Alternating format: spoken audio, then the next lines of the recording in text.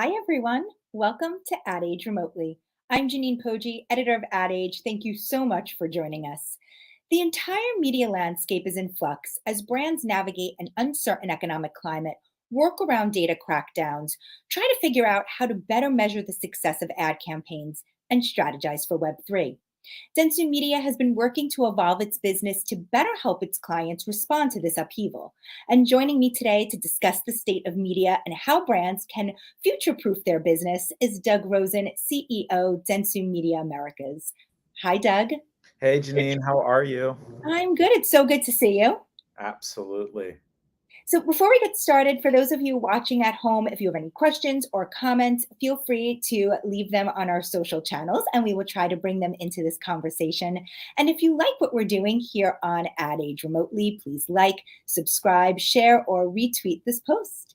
So, Doug, you're off to Cannes this weekend. What are you excited about? What are you looking forward to being back in France? I mean, just being together. This industry has been apart too long. And there's nothing better, I think, than us coming together, celebrating ourselves, celebrating creativity. For me, I'm really excited to spend time with clients. I took on this role during the pandemic, and to be able to sit down and actually meet with many clients in person is really exciting. And also, a lot of my global colleagues, people that I become familiar through a virtual context, just to spend time together in person. So I can't wait. I'm so excited for what next week will hold. What do you think will be the hot topics on the crochet? Well, I'm excited for some of the things that Dentsu is going to be talking about. So I can't get into it here, but we've got some really great thoughts around the future of creativity. I think sustainability is going to be a really important topic. But for me, I think some of the stalwart conversations of our industry are really critical right now around attention, around personalization and addressability, around innovation, and we're staring down the next era of computing, and what does that mean? And so I hope we're thinking big and bringing ingenuity to the table on some of these topics. Yeah, you mentioned attention. Obviously, measurement metrics have been an important conversation this year in particular. Plenty has been written about Nielsen, its faults, its issues, new measurement alternatives.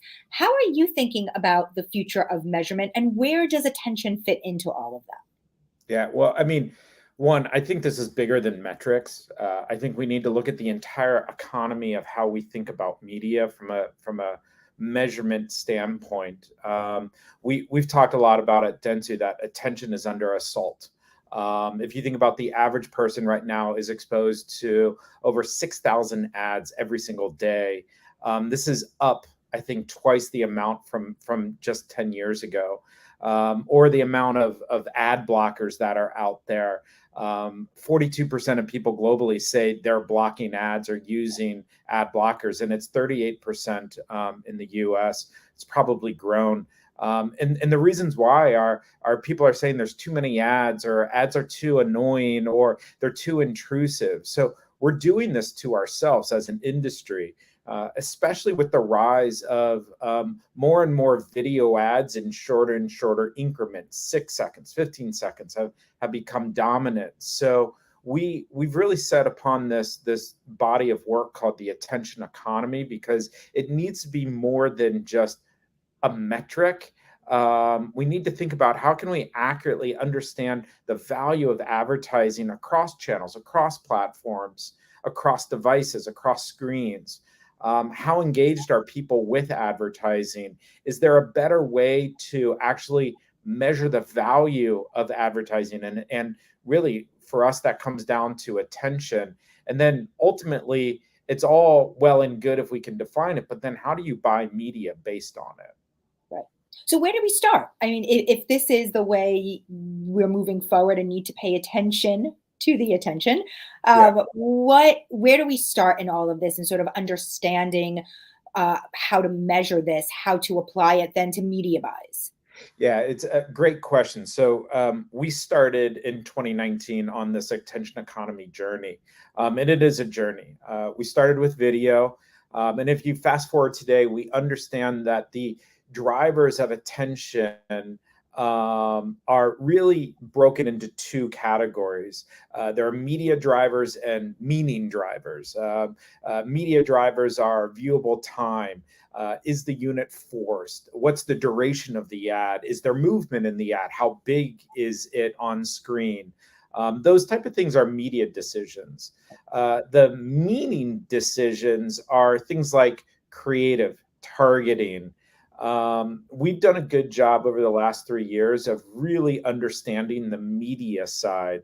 Now we're spending a lot of time looking at the meaning, looking at the creative, and then how do you take and apply this as a new currency that we can go buy media against? We've actually come out with a mechanism to take the traditional CPM and shift it to what we're calling the EACPM, or the effective attentive cost per 1,000, and we're able to now really compare it to the EACPM to a CPM on major platforms. So one example is on one platform for the CPM, the CPM in the feed versus in-stream ads are the same. But if you apply an EACPM, the in-stream is less than half compared to the feed. So we start to understand, while the CPM to the, for the ad unit is the same, the attention is very different. And so we're really starting to think about how we really transact based on this. Yeah. And we've been talking a lot about the idea of multiple currencies. How many currencies do you think the market is able to handle? And is the marketplace ready to operate under multiple currencies? In TV, we're talking about it a lot with all of the new measurement alternatives that are coming out outside of Nielsen. But when you just think about the marketplace, what is the ability to handle all of those different types of currencies? The challenge is there's too many. This the industry is becoming fragmented and fractured in some ways. And what I've talked about is, right now it's an arms race, and what we need is actually an industry call to arms. We need the industry to come together now more than ever on this, and not have a fractured approach to multiple currencies. We need greater interoperability, greater standardization, and it's going to require everyone. It's not, a single holding company. It can't be done client by client. It can't be done in a point in time. This has to be a major rewiring of everything we think about, and shift away from a CPM, shift away from reach, shift away from a GRP into these new modern ways, which is going to be better for advertising because we're attaching it to business outcomes. How far away do you think the industry is from getting there, from shifting away from CPMs and moving forward? I Unfortunately, I think we're far away on a macro basis. There are a lot of things we're doing ourselves, and I know others in the industry are doing. I'm really excited about the work that we're doing with, like, a Twitch to understand attention in streaming, or Snap to understand the impact of attention to AR, or out of home or audio. So we're doing a lot of work, and maybe what's going on right now is a lot of pipe laying. And then what we have to do is, what is kind of the cities that we're building on top of the underground utilities that we're putting in place to some extent. So I think the greatest opportunity is to really think about attention as that ultimate end state, because that's what advertising is about. And how we come together and really celebrate, nothing better than captivating people's attention with fantastic work. To me, that's what excites me about this industry. Yeah. How is Dentsu preparing clients for the death of the third party cookie? That all goes into this, and the ability to target and reach consumers. How are you thinking about first party data and other ways to target consumers? How much time do we have? At this point, I talk a lot about clients about how we need to focus less on the demise of third-party cookies and more on the rise of first-party addressability. We've been on this journey of the deprecation of the cookie for 5+ years. I mean, even all along, the cookie it was never ideal, but it's the best the industry has had. And so if we think about how and where we are and what a cookieless future brings, it's all about having that power of more relevancy, more intelligence, ads that are more effective, that then allow us to really make sure that we're being as efficient and as meaningful as possible. So, we're fortunate that we have an identity offering, Mercury, that's already been driven by scaled deterministic data at the core, which allows marketers to target audiences based on real people and not proxies. But then we've gone further. We recently hired a chief addressability officer to really connect this identity infrastructure to all the inventory out there. And how do you close the loop? And what we're driving towards, and I think everyone is how do you move from demo-based planning using panels to then audience-based planning using proxies, which is really where we are right now in a lot of places. And what we're using and doing right now is people-based planning using deterministic IDs. A great example of this is our recent partnership with NBCU, using their unified platform where, for a client, we can deploy direct mail using their first party data and then use Peacock to reinforce that direct mail message. That to me is like the beauty of all of this coming together.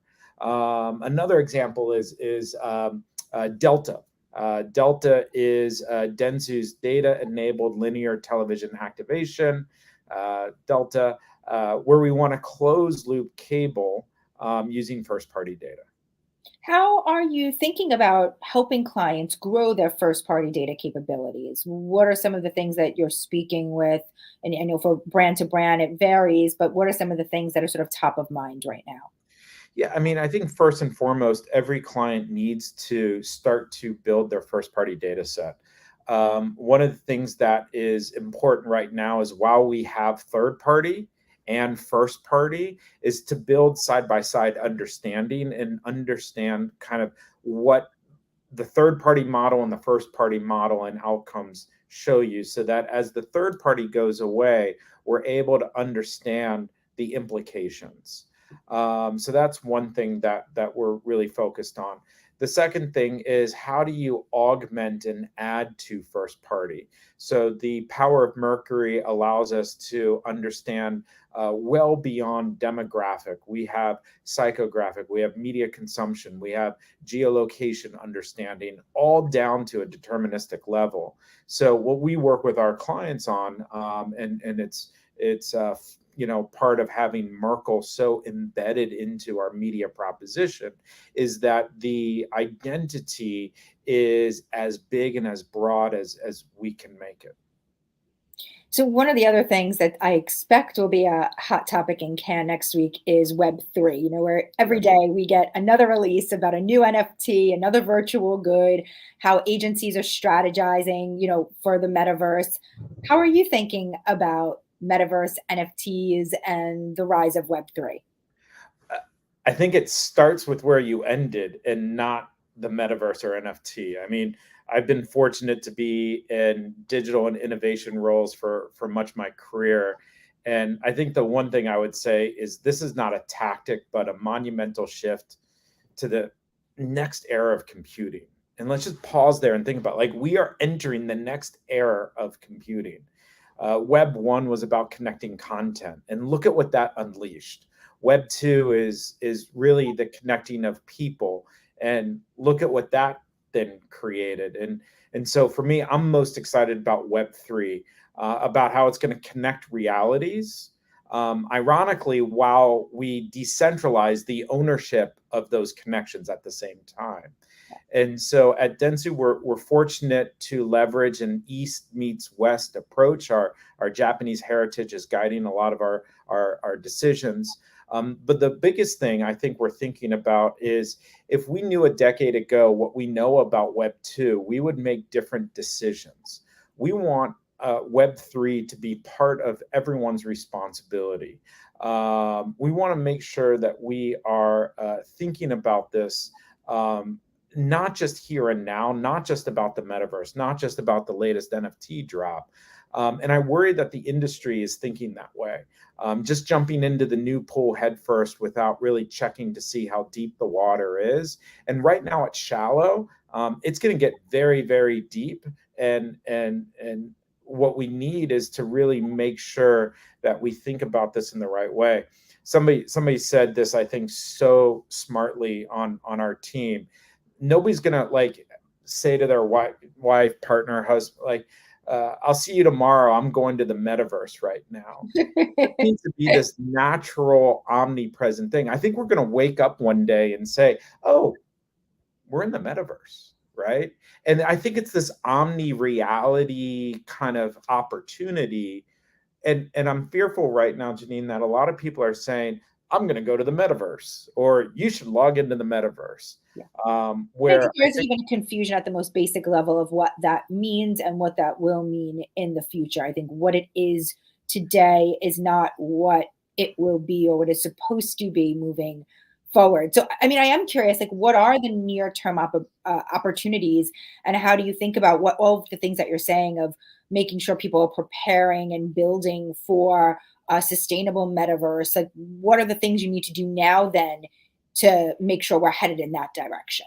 Yeah. So first of all, we think that the gateway is gaming. We think everything right now should begin with the promise and scale of gaming. Everyone games in some capacity. I'm not talking, the 15-year-old kid that I have in my basement, although I don't know, he my is. 7-year-old came home for the first time and said everyone is playing Roblox. So, I think I mean that, and there are some amazing brand activations and opportunities in gaming right now. But one of the largest and growing populations of gaming is 40 plus female. And you think about the average gamer is an affluent 30-year-old. And to me, that's where a lot of clients are trying to target. So I think there's a rich opportunity in gaming. We built out Dentsu Gaming as a solution, bringing together thousands of people across Dentsu into this horizontal solution that allows us to bring and bridge capability from every part. So for me, I think that's most exciting. The other thing is education. We are investing a lot of time and energy on educating not only our clients on Web3, on then the elements of Web3, which, yes, includes metaverse, it includes NFT, but also DAOs, it also includes, yes, crypto, all based on the blockchain. Think about the power of blockchain to add fraud, viewability, brand assurance. To me, those are things that we're spending a lot of time, and then also educating our employees. That's a really powerful thing. If I can get thousands of people within Dentsu Media educated and smart on today's life in Web3, the power that then has to prepare us for tomorrow is incredible. I'm Janine Poggi, and I am here with Doug Rozen, CEO of Dentsu Media Americas. Thank you to everyone who is watching at home. We have Andrea from Georgia, Stephanie from France, Harold from Honduras, Todd and Lynette. Thank you for tuning in. And as a reminder, if you have any questions, comments, feel free to leave them on our social channels. We will try to answer them during our conversation. So We are really going into or in a 2-year anniversary of the time where we really started seeing agencies and brands make pledges to diversify both internally and then externally in terms of how they are spending media, shifting media to diversity owned and operated media channels and suppliers. Can you provide an update on like where are we in the state of that? What have you seen brands doing and what comes next? Yeah, it's a great and important question. I think, it starts with helping clients be forces for good, not just be forces for growth. We've taken an approach to really focus on driving economic empowerment. We want to create more opportunities for more diverse media owners to succeed in partnership with our clients. And we're seeing the power of 30-day payment terms for diverse media owners. I heard the story of how this unlocks simple things like buying air conditioners on a hot summer day, or making sure you can get credit for the funding of the next production in order to get more ad dollars in. And so we're really driving a way to think about economic empowerment as a fundamental shift to how diverse media operates. It also starts with measurement. We need a lot of change and development around new ways to measure diverse media. We've got some work going on right now that we'll announce next week at Cannes with a partner on how we're attaching attention economy that I was talking about before to economic empowerment. And then we're, internally creating ways for people to join the industry from entirely new places. I'm really proud of the work we've done where we don't require a college degree to work in advertising. I'm proud of how we've developed this apprenticeship program we're calling the media experience, and we're hiring hundreds of new people, those that don't have college degrees, those who have never been in advertising, or one of the interesting areas that we found through the media experience is veterans, individuals who served our country but might not be able to know where to begin in advertising. And so this apprenticeship program really allows for that. But I think more than anything, I'm proud of the fact that half of our employees in Dentsu Media are female, including at the leadership level. We push ourselves to really represent the fullest picture of the audiences we're trying to serve. A third of Dentsu Media in the U.S. is BIPOC.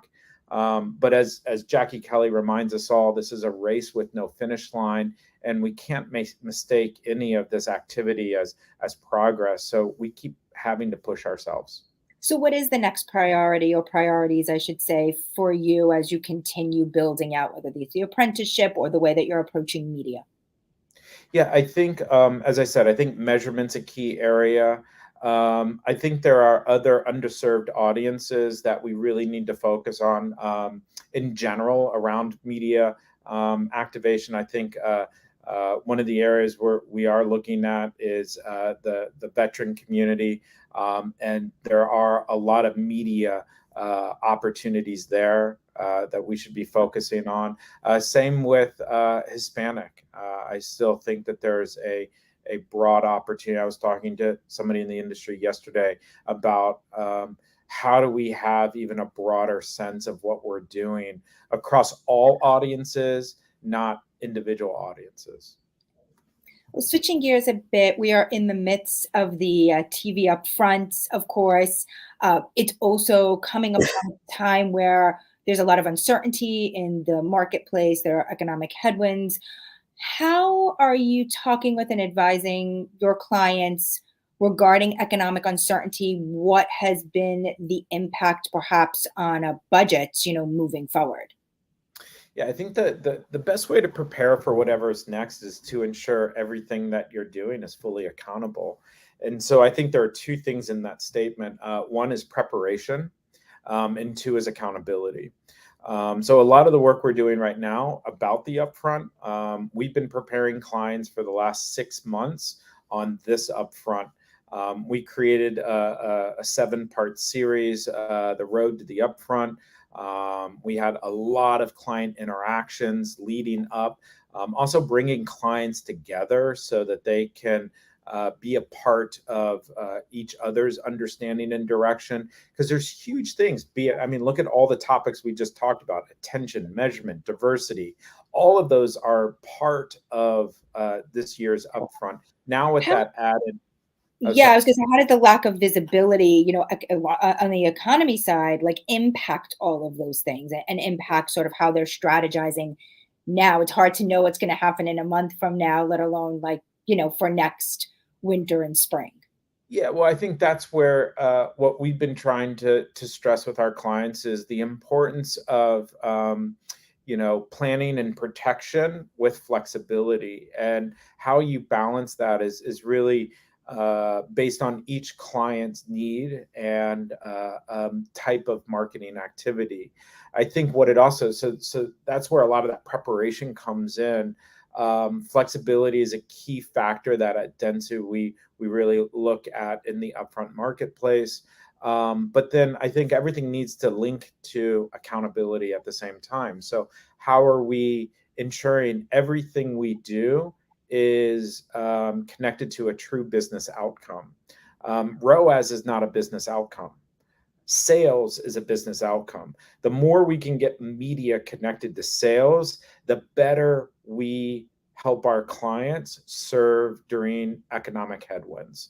No one knows the full extent, the duration, the timing, the scale of whatever might be next. But I think this is an industry where we've weathered storms. Look at the how we weathered this global pandemic. If somebody told me 3 years ago we'd be operating in the way we now operate, there was no way.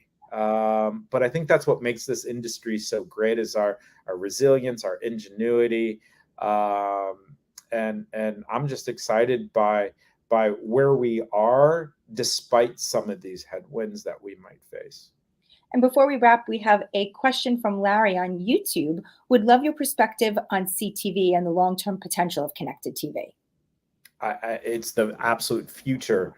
I'd say consumers don't talk about CTV, linear cable. They just watch video. And so it's our job as marketers to ensure that we are where our consumers need us to be. But two, I think everything will be connected. Every media will be having some data-driven element to it. Otherwise, it just doesn't deserve to exist. Now, this is years away in some cases, but it's also growing here and now, right now. Well, Great question. Doug, thank you so much for joining us. It was great to see you, and enjoy Cannes. Absolutely. Good to see you too, and look forward to catching up afterwards. Absolutely. And as always, thank you to our Ad Age crew, Lauren Chiardio, Arabella Breck, and Anna Sakula, for helping to make this live stream happen. Thanks everyone for tuning in.